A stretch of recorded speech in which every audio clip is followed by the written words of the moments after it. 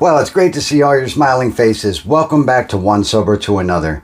I'm Wayne, and today's video is telling you all about how I almost screwed up my relationship with my son. Yet again, if you're ready to go, let's do it.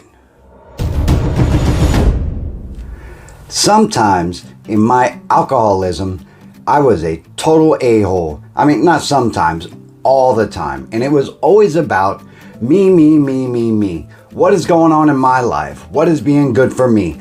All these things that a narcissist would consume to feed my ego.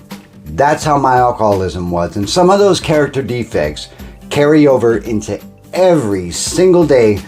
And I ask my higher power to remove those defects from me. And if you don't believe in that sort of thing, just think about trying to improve yourself and trying to make your life a little better. I went to pick up my son the other day from work, and on my way there, I was happy as hell, and I was just driving along.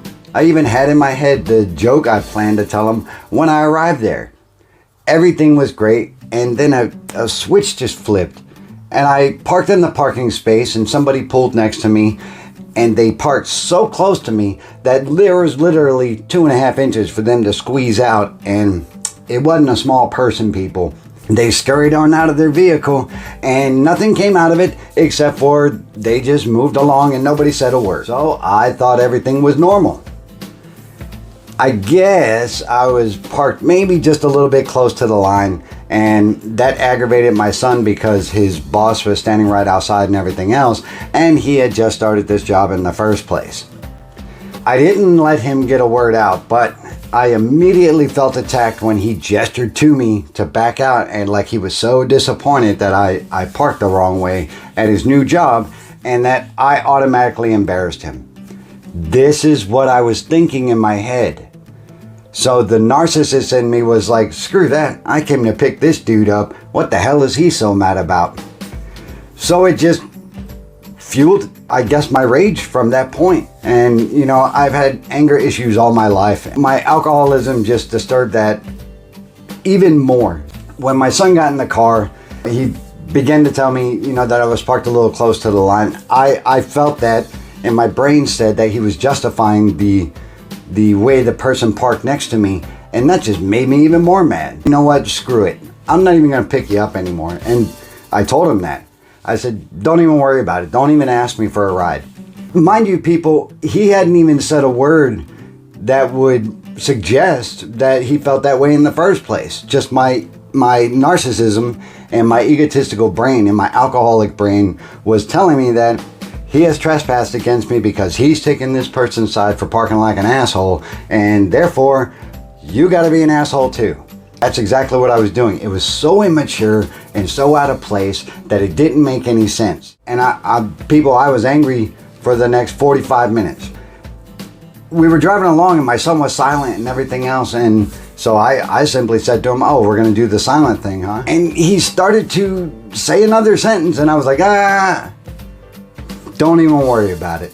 And I cut him off, and you know, as a matter of fact, I did like some weird illegal U-turn in the street, which is definitely frowned upon outside of his new job, as well as in Germany and anywhere else that legal driving is supposed to be the way to go. I really screwed this up, people, and I'm telling you this because even as long as I've been sober, there are still defects that I have to deal with, and there's still defects that you're probably dealing with as well. And it just goes to show that just because you stop drinking doesn't mean that you're living in sobriety, doesn't mean that you're living a wholesome and fulfilled life.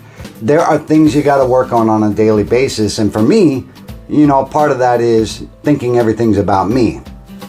That's just what it boils down to. Let me know what you think in the comments, people, and just so you know, I have made amends with him about this, and I did explain where my anger and hostility came from, and it was all in my head, people. It was all in my head that I wasn't being treated fairly, and you know, I perceived things totally in an unrealistic fashion, and I owed it to him to give him an apology that was from the heart. And after a little bit of reflection and discussion with my higher power, that might not be your deal, but I also bounced it off of somebody else and came to the conclusion that I'm a complete idiot. And that's today's lesson in all of this. And I hope that you got something from this little video.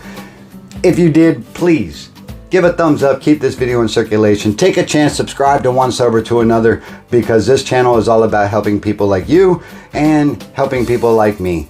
We all live sober and we're all recovering together. And if you're not sober and you want to be, these are just lessons that may help you along the way in your journey. And I hope that it all made sense. Life's a garden, folks. Dig it. I'm going to see you in the next one. Have a great day. Bye-bye.